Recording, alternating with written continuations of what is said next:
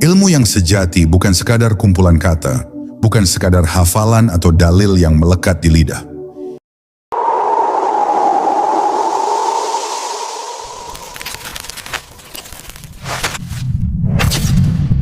Ilmu adalah cahaya yang menembus kegelapan hati, menuntun jiwa dari keangkuhan menuju kerendahan, dari kebingungan menuju kedamaian. Namun di zaman ini, banyak yang mencari ilmu untuk menjadi tinggi, bukan untuk menjadi dalam. Mereka ingin dikenal pandai, bukan dikenal tawadhu. Padahal ilmu yang tidak membuat seseorang semakin takut kepada Allah adalah ilmu yang belum menjadi cahaya, melainkan hanya bayangan dari cahaya. Ia tampak bersinar di luar, tapi gelap di dalam. Maka berhati-hatilah, karena tidak semua yang tampak berilmu telah mengenal Tuhan yang memberi ilmu itu. Ilmu sejati lahir dari hati yang bersih. Ia tidak datang hanya dari membaca kitab, tetapi dari membaca diri. Karena diri manusia adalah kitab Allah yang paling luas, di dalamnya tersimpan rahasia rububiyah yang tak tertulis di kertas.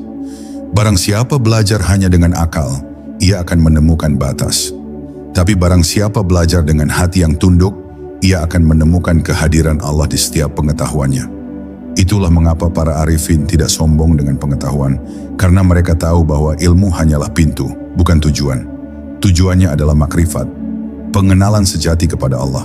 Dan pengenalan itu tidak bisa diperoleh dari buku, melainkan dari nur yang Allah letakkan di dalam dada hamba yang Dia pilih. Banyak orang pandai berbicara tentang agama, namun sedikit yang benar-benar hidup dalam kebenaran itu.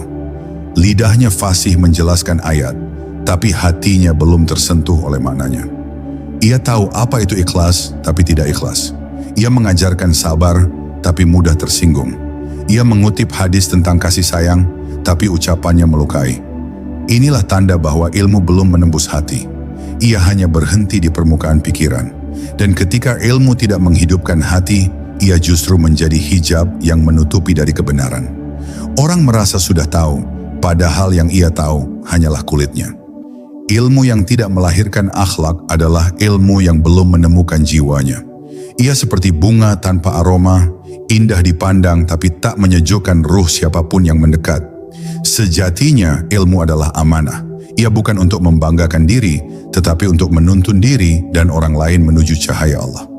Orang yang berilmu tapi tidak lembut adalah orang yang kehilangan ruh dari ilmunya. Sebab ilmu yang benar akan membuat seseorang semakin rendah hati, bukan semakin merasa tinggi. Semakin tahu, semakin takut. Semakin paham, semakin malu. Ia tidak akan tergesa menilai, tidak mudah menyalahkan, sebab ia melihat bahwa setiap makhluk berjalan di jalan takdir yang digariskan oleh Allah dengan kasih-Nya. Inilah tanda ilmu yang telah hidup dalam hati. Ia menumbuhkan kasih, bukan perpecahan, menyalakan cinta, bukan kebencian. Maka renungkanlah, untuk apa engkau mencari ilmu?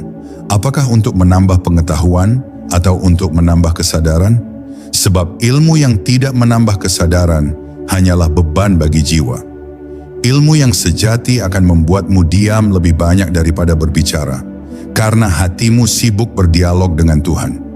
Ia membuatmu memandang dunia dengan pandangan rahmah, bukan hukuman. Dan ketika ilmu itu telah berbuah makrifat, engkau akan memahami bahwa segala sesuatu adalah ayat Allah, bahwa setiap peristiwa adalah pelajaran, setiap manusia adalah guru, dan setiap napas adalah pengingat. Inilah ilmu yang menghidupkan hati, ilmu yang tak hanya menerangi pikiran, tapi menuntun ruh kembali ke sumber cahaya, Allah yang Maha Mengetahui. Ketika amal tak menumbuhkan cinta. Amal yang sejati bukan sekadar tindakan, melainkan pancaran cinta dari hati yang mengenal Tuhannya. Namun banyak amal yang dilakukan tanpa rasa cinta, hanya karena kewajiban atau kebiasaan. Orang bersedekah agar dianggap dermawan, menolong agar dihormati, beramal agar dilihat baik di mata manusia. Padahal amal tanpa cinta adalah jasad tanpa ruh. Ia bergerak, tapi mati di dalam. Cinta adalah rahasia yang membuat amal diterima di sisi Allah. Bila cinta tidak menyertai amal, maka amal itu hanya menjadi catatan di dunia, bukan cahaya di akhirat.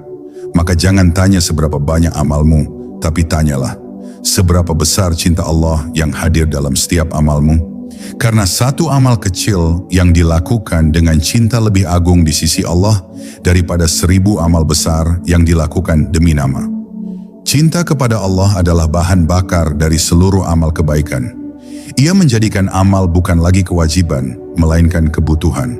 Orang yang mencintai tidak merasa berat untuk berbuat baik, sebagaimana kekasih yang tidak lelah memberi tanpa dihitung. Bila hatimu mencintai Allah, engkau akan menemukan nikmat dalam ketaatan, bukan keterpaksaan. Sujud menjadi kelegaan, sedekah menjadi kebahagiaan, menahan amarah menjadi kemenangan. Namun bila amal dilakukan tanpa cinta, maka yang terasa hanya lelah. Tidak ada kehangatan, tidak ada rasa dekat, hanya kewajiban yang dijalankan demi takut atau malu. Maka berhentilah sejenak dari amal yang sibuk mengejar pahala dan tanyakan kepada hatimu, adakah cinta di sana? Sebab amal tanpa cinta tak akan pernah sampai ke hadirat Allah. Cinta adalah ruh dari setiap amal saleh. Ia membuat amal menjadi hidup, bergetar dan bersinar. Tanpa cinta, amal menjadi kering dan penuh perhitungan. Orang yang beramal karena cinta tak peduli apakah orang tahu atau tidak, karena tujuannya bukan pujian, melainkan pertemuan dengan Tuhannya. Ia memberi tanpa mengingat, melupakan kebaikan yang telah ia lakukan, karena hatinya telah larut dalam kasih Allah. Ia tidak mencari balasan, sebab baginya bisa beramal saja sudah menjadi karunia. Inilah tanda cinta yang sejati, tidak menuntut, tidak mengharap, hanya ingin menjadi alat kasih Tuhan di dunia. Maka siapapun yang merasakan cinta dalam amalnya akan selalu lembut, sebab ia tahu bahwa semua kebaikan berasal dari Allah, bukan dari dirinya. Namun ketika cinta hilang dari amal, yang lahir adalah kesombongan spiritual. Orang merasa tinggi karena amalnya, merasa lebih suci dari yang lain. Ia berbuat baik, tapi hatinya menghakimi. Ia memberi, tapi dalam diamnya ia berharap dibalas. Ia menolong, tapi hatinya menyimpan rasa ingin dihormati. Inilah penyakit halus yang membuat amal kehilangan ruhnya.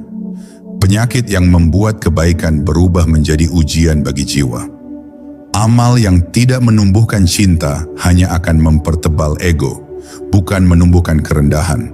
Padahal semakin tinggi seseorang dalam cinta kepada Allah, semakin rendah ia merasa di hadapan makhluk. Karena ia tahu, semua amal hanyalah cara Allah meminjam tangannya untuk menebar kasih di bumi. Maka jika engkau ingin amalmu diterima, tanamlah cinta di dalamnya. Jangan beramal karena ingin sesuatu dari Allah, tapi karena ingin bersama Allah. Biarkan setiap kebaikan menjadi persembahan, bukan perhitungan. Ketika engkau menolong, rasakan bahwa Allah sedang menolong melalui dirimu. Ketika engkau memberi, sadari bahwa itu bukan hartamu yang keluar, melainkan cinta Allah yang mengalir melalui tanganmu. Dengan begitu, amalmu menjadi doa yang hidup, zikir yang bergerak, cinta yang nyata. Itulah amal yang menumbuhkan cinta. Amal yang tidak sekadar mengubah dunia, tetapi mengubah dirimu menjadi cermin kasih ilahi di tengah kehidupan. Ketika hati tidak lagi mengenal rasa syukur, ada waktu di mana hati menjadi kering, bukan karena kekurangan nikmat, tetapi karena kehilangan rasa syukur. Lidah masih mampu mengucap Alhamdulillah, namun hati tidak lagi bergetar. Kita melihat karunia Allah setiap hari, namun mata batin telah buta oleh kebiasaan. Nikmat yang dahulu membuat kita tersenyum kini dianggap biasa, bahkan dilupakan. Inilah tanda bahwa hati mulai tertutup oleh debu kelalaian, terlalu sibuk menghitung yang belum dimiliki, hingga lupa mensyukuri yang telah ada. Syukur bukan sekadar ucapan, ia adalah kesadaran bahwa setiap napas, setiap detik, dan setiap denyut kehidupan adalah karunia yang tak terhitung. Bila hati tak lagi mampu merasa cukup, maka sebanyak apapun nikmat akan tetap terasa kurang. Syukur sejati lahir dari hati yang mengenal pemberi, bukan dari banyaknya yang diterima. Orang yang mengenal Allah tidak menunggu nikmat untuk bersyukur, karena bagi mereka, bisa mengenal Allah sudah menjadi nikmat terbesar. Ia bersyukur bukan hanya saat diberi, tapi juga ketika diambil, karena ia tahu setiap keadaan membawa hikmah yang menyembunyikan kasih. Ketika Allah memberi, ia tersenyum. Ketika Allah menahan, ia tetap tenang. Sebab ia tidak memandang apa yang berubah, tapi kepada siapa semua perubahan itu berasal. Inilah hakikat syukur. Bukan pada banyaknya pemberian, tapi pada luasnya kesadaran. Karena orang yang bersyukur tidak akan kehilangan apapun, sebab ia menemukan Allah di setiap peristiwa. Namun hati manusia seringkali gelap oleh keinginan yang tak berujung. Kita beribadah, tapi yang kita cari bukan ridha Allah, melainkan pemenuhan keinginan. Kita berdoa bukan untuk mendekat, tapi untuk meminta. Hingga akhirnya, ketika permintaan tak dikabulkan, kita merasa kecewa, bahkan lupa bersyukur. Padahal bisa berdoa saja sudah merupakan anugerah yang luar biasa. Bisa menyebut namanya adalah tanda bahwa Dia masih mengingat kita. Tapi manusia sering lupa, karena hatinya sibuk menuntut. Maka jangan heran bila hidup terasa sempit. Bukan karena kurang rezeki, tapi karena hilangnya rasa syukur. Sebab hati yang tidak bersyukur akan selalu merasa kekurangan, meski seluruh dunia ada dalam genggamannya. Syukur adalah cermin dari cinta. Semakin besar cinta seseorang kepada Allah, semakin dalam rasa syukurnya. Ia bersyukur bahkan atas ujian, karena ia tahu bahwa di balik kesakitan ada rahmat yang mendewasakan. Ia melihat setiap cobaan sebagai panggilan untuk kembali kepadanya. Orang yang bersyukur tidak banyak mengeluh sebab ia hidup dalam penerimaan. Ia tahu bahwa setiap yang datang dari Allah pasti baik, meski kadang datang dengan wajah yang menakutkan. Maka bersyukur bukan sekadar berkata terima kasih, tapi memandang dengan mata yang jernih, melihat kasih sayang Allah di balik setiap peristiwa, bahkan dalam kehilangan sekalipun. Jika engkau ingin hidupmu tenang, kembalilah kepada syukur. Karena syukur adalah kunci dari kebahagiaan sejati. Ia membuka pintu-pintu rezeki, menghapus rasa iri, dan menenangkan hati yang gelisah. Syukur membuat hidup yang sederhana terasa kaya, dan cobaan yang berat terasa ringan.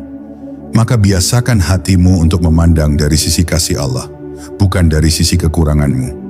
Lihatlah betapa banyak yang masih bisa engkau nikmati, betapa sering Allah menutupi aibmu, betapa lembut Dia menuntunmu meski engkau sering lupa. Bila kesadaran itu telah hidup, engkau akan menangis bukan karena sedih, tapi karena malu. Malu kepada Tuhan yang tak pernah berhenti memberi, sementara engkau sering lupa untuk berterima kasih. Itulah syukur yang sejati. Diamnya penuh makna, tenangnya penuh cinta, dan hidupnya menjadi doa yang tak pernah berhenti.